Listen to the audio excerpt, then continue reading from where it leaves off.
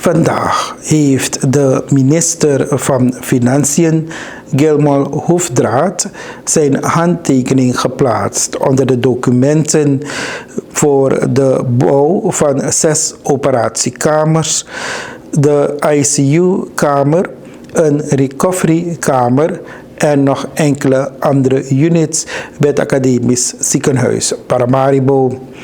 Dit project kost 5,6 miljoen en de bouw zal verricht worden door Kiesel NV. Het project zal beginnen op 1 augustus en in mei 2020 moet het opgeleverd zijn. Wat vandaag vooral ook duidelijk is geworden, dat dit project of de units die daar zullen komen te staan, maar uiteindelijk gaat het om operatiekamers met alle apparatuur en er zal vooral veel stroom, veel energie nodig zijn. Vandaar dat de EBS hierin ook een belangrijke rol zal gaan moeten spelen. Er zijn verschillende sprekers geweest, maar we voeren nu naar de minister van Financiën die het woord voerden, als ook de directeur van Volksgezondheid, Cleopatra Jesrun, en de ondertekening van de daartoe benodigde documenten. We voeren nu naar dit verslag vanuit het Academisch Ziekenhuis Paramaribo. De regering is reeds in 2014 vanwege het enorm belang van de gezondheid voor alle burgers een lening met OVID aangegaan van $26,5 miljoen, namelijk het Health Improvement Project. Deze lening met OVID heeft 4 componenten, te weten de civiele werken. Hieronder valt de rehabilitatie van het AZP en de constructie en de rehabilitatie van de regionale gezondheidscentra, aanschaf van equipment voor het AZP en de RGD-centra's, consultancy services en institutional support. Na het Bijenhuis is het vandaag de beurt voor een onderteken van het contract met bouwbedrijf Kiesel voor een bedrag van 5,6 miljoen. We praten hier over 6 nieuwe operatiekamers, de centrale sterilisatieafdeling en een nieuwe intensive care unit met 8 bedden, inclusief de hartoperatiekamer. Ik heb het zelf gezien, even op bezoekjes ben ik daar geweest en ik weet dat ook op al deze afdelingen de nood heel hoog is. Deze rehabilitatie is daarom een zeer dringende noodzaak. De startdatum van deze rehabilitatie is gepland voor 1 augustus 2019 en de oplevering, zoals ik het begrijp, moet rond mei 2020 reeds zijn. Gezondheidszorg blijft een prioriteit van deze regering en we zullen er alles aan doen om deze zorg te garanderen. We merken echter ook dat de kosten binnen de gezondheidszorg stijgen. Dit verplicht ons als totale samenleving in alle sectoren om gezamenlijk meer aandacht te schenken aan preventieve maatregelen, zoals de gezonde levensstijl, verantwoord rijgedrag ter voorkoming van aanrijdingen, waarvan vele slachtoffers, zoals we allemaal weten, op een gegeven moment hier zo terechtkomen. Er is mij te zeggen aan de contractor, succes met de uitvoering, directie, ook hier alles scherp in de gaten houden en zoals altijd streven wij naar een vlotte uitvoering conform uitgezet tijdspanning. Heel veel succes aan AZP met de uitvoering en als financiën zijn we altijd klaar om waar nodig aan het ministerie of aan het ziekenhuis zelf onze medewerking te verlenen.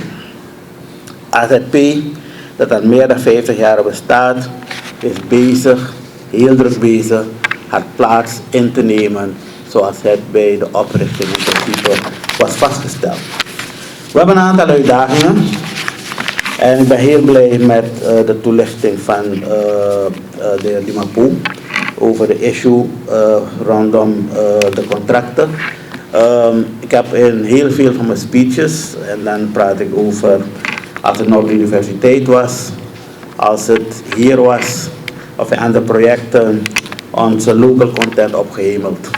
En dat ik toch wel trots ben dat onze lokale aannemers in staat zijn op internationaal niveau in feite te competen en zaken naar behoren te doen. Ik denk dat ik zelfs toen de mijn van Newmont een feit was en dat die mijn beneden het budget was gemaakt en daarnaast ook beneden en korter dan de tijd die gepland was, heb ik gezegd, de directie zal waarschijnlijk uit de buitenlander bestaan, maar het zijn onze contractors, onze Surinamers, onze Sranamans, die in staat zijn werk te kunnen leveren. En dat moeten wij dus altijd kunnen garanderen. Wij gaan heel serieus kijken naar de stijl van de contracten. Wij hebben gezegd van er is een local component, altijd aan salarissen, lokale kosten en dat zou in SRD moeten. Maar als het in SRD moet voor de lokalen, dan zal het ook moeten gelden voor degenen die hier zo internationale bedrijven die hier hun werk komen doen. Want zij moeten ook aan hun mensen in SRD's uitbetalen. Zij moeten ook aan hun mensen, zij moeten ook in SRD's kunnen besteden. Dus we zullen zeer zeker er werk van maken om wat dieper te kijken naar de regelgeving bij de aanbestedingen, zodat het een equal level playing field is. Ja, we moeten gaan naar gelijkheid en we kunnen zeker niet onze lokale aannemers een disadvantage geven vanaf het begin. Verder wil ik toch wel aan u verzekeren. We weten dat bepaalde constructies een zwaar importcomponent hebben. Ik ben geen expert zoals u op dit gebied, maar ik kan u toch wel zeggen, als ik praat over operatiekamers, als we praten over intensive care, dan zal heel veel van buiten moeten komen.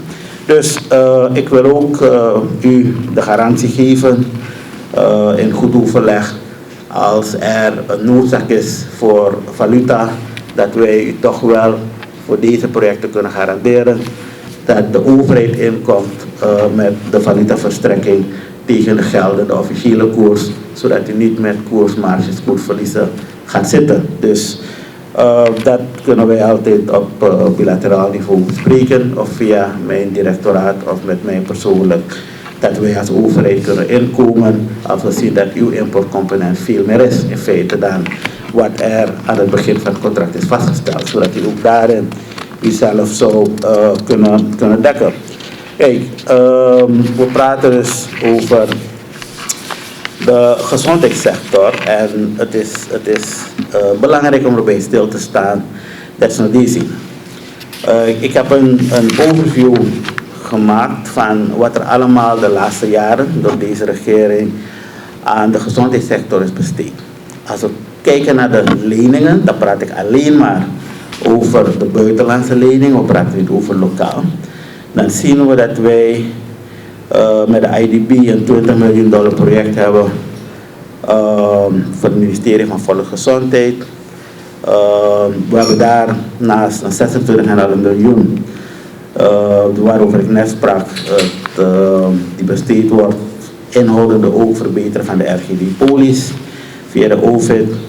En een $15 miljoen project met AFD, met de Franse, ten aanzien van de bouw van het Albina Hospitaal, €15 miljoen.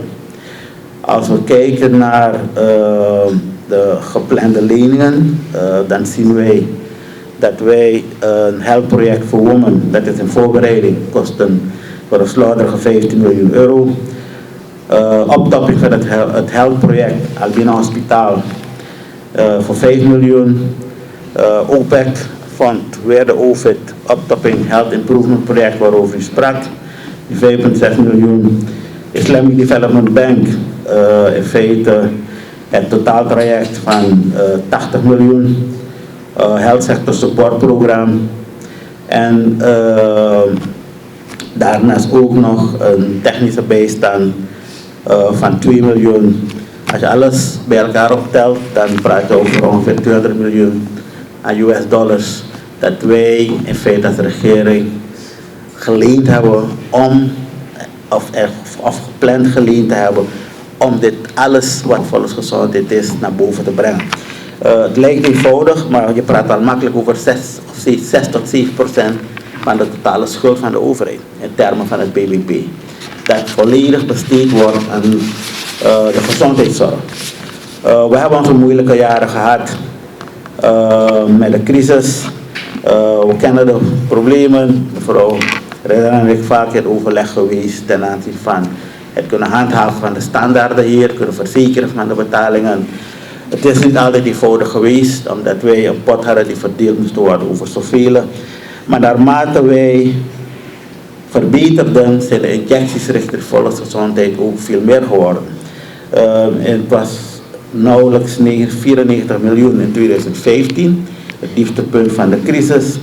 We hebben het toch wel in 2016 kunnen optrekken naar 212 miljoen.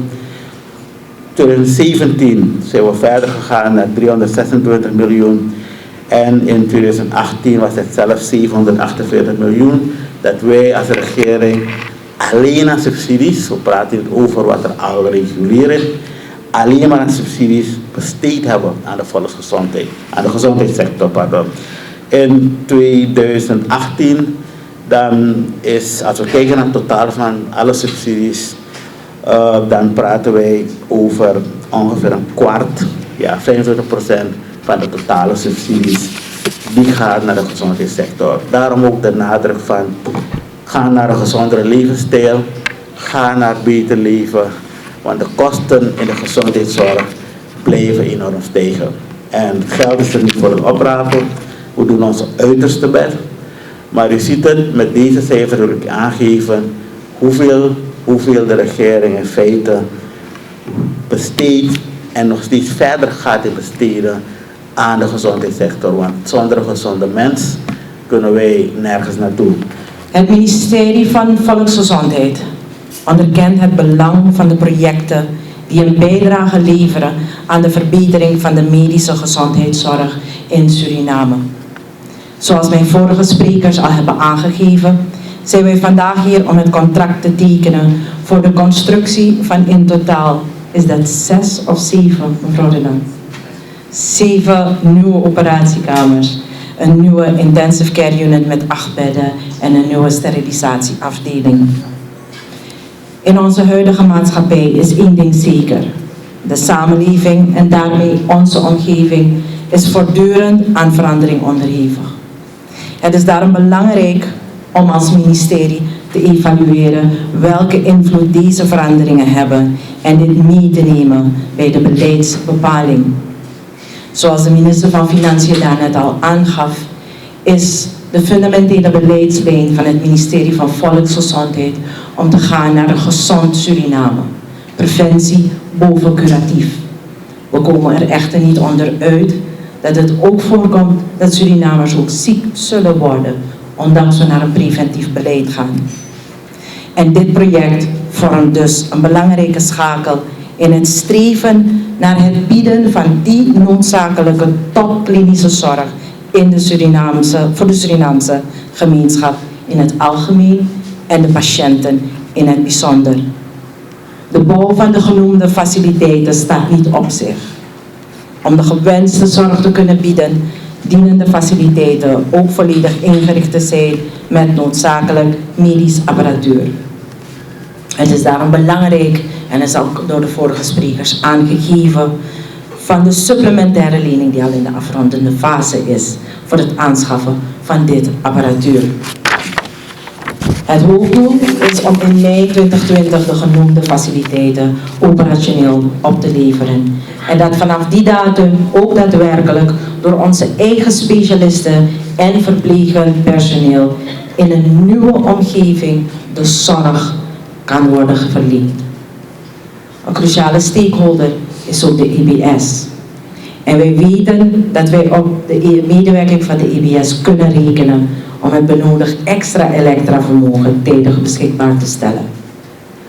Deze nieuwe faciliteiten zullen voldoen aan de geldende internationale normen. En hiermee zal de kwaliteit van de topklinische medische zorg aan de gehele Surinaamse gemeenschap voor de komende 10 tot 15 jaar worden gegarandeerd. Dit project is wederom een uiting van het beleid van het ministerie van Volksgezondheid en de regering van Suriname. Kwalitatieve gezondheidszorg voor elke Surinamer.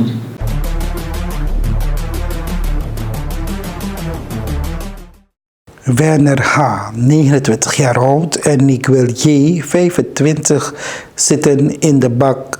Leden van het regiobijstandsteam Paramaribo hebben de 2 mannen gistermiddag aangehouden en ingesloten. Bij hun aanhouding is een vuistvuurwapen met scherpe patronen en een scherp voorwerp aangetroffen. De 2 mannen worden verdacht van diefstal door middel van geweldpleging. Volgens de afdeling Public Relations van de politie moeten ze op 26 mei op 3 verschillende momenten en locaties mensen hebben beroofd van hun bezittingen. Dat deden ze onder bedreiging met een vuurwapen en een scherp voorwerp. De 2 verdachten verplaatsen zich bij hun daden in een autobus. De politie heeft hen donderdagmiddag klemgereden en aangehouden op de hoek van de Frederik Derbystraat en de Gemeenelandsweg. Het voertuig is in beslag genomen.